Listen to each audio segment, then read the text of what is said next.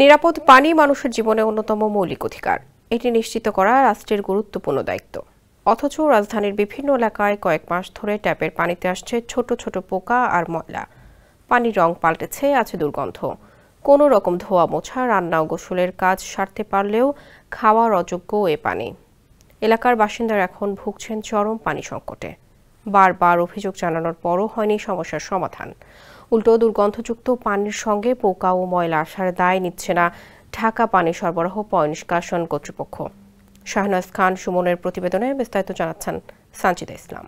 ঢাকার অসংখ্য এলাকায় ওয়াসার সরবরাহকৃত পানির গুণমান নিয়ে দীর্ঘদিন ধরেই বাসিন্দারা চরম ভোগান্তির শিকার হচ্ছেন। এমন অভিযোগ পাওয়া গেছে খিলগাঁও, বনশ্রী, কল্যাণপুর, শেওড়াপাড়া, মহাখালী, বাড্ডা ও জুরাইন সহ ঢাকার বিভিন্ন এলাকা থেকে।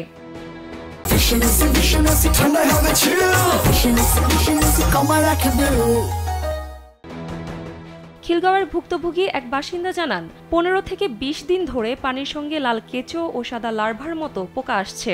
সম্প্রতি 2 বার বাসার 2টি ট্যাঙ্ক পরিষ্কার করানো হলেও সমস্যার সমাধান হচ্ছে না। মগবাজারের বাসিন্দা বলেন, গত 2 সপ্তাহ ধরে এলাকায় ওয়াসার পানিতে পোকা গিজগিজ করছে। ওয়াসার কর্মকর্তারা এসে সমস্যা দেখে গেছেন, কিন্তু পোকার সংখ্যা উল্টো বেড়েছে। মানুষের ক্ষোভ বাড়ছে। ওয়াসা যদি দ্রুত ব্যবস্থা না নেয় তাহলে তাদের প্রতিবাদে নামতে হবে। তবে ঢাকা ওয়াসা এসব অভিযোগের দায় নিচ্ছে না। সম্প্রতি ঢাকা ওয়াসা এক বিজ্ঞপ্তিতে আনুষ্ঠানিকভাবে দাবি করছে, গ্রাহকদের বাসাবাড়িতে ভূগর্ভস্থ ও ছাদে পানি সংরক্ষণের যে ট্যাঙ্ক আছে সেখানেই সমস্যাটি হচ্ছে। এসব পরিষ্কার করলেই সমস্যার সমাধান হয়ে যাবে। কিন্তু অনেক গ্রাহক ওয়াসার কথা মতো পানির ট্যাঙ্ক পরিষ্কার করলেও কোনো ফল পায়নি।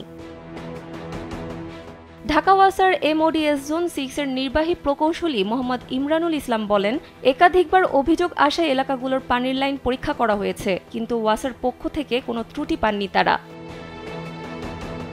জনস্বাস্থ্য বিশেষজ্ঞরা বলছেন, পাইপলাইনে পোকা পাওয়া মানেই লাইনের কোথাও ফাটল বা রক্ষণাবেক্ষণের ঘাটতি আছে। পানির এই সমস্যা নগরীতে ছড়িয়ে পড়েছে। এতে বাড়ছে ডায়রিয়া সহ বিভিন্ন রোগের প্রকোপ। বিশেষ করে শিশুদের এই পানি খেলে মারাত্মক অসুখ হতে পারে। অনতিবিলম্বে সমস্যার সমাধান জরুরি এবং ওয়াসা কোনোভাবেই এ দায় এড়াতে পারে না। মহামারী আকার ধারণ করার আগেই এর ব্যবস্থা নিতে হবে। সানজিদা ইসলাম, কালবেলা।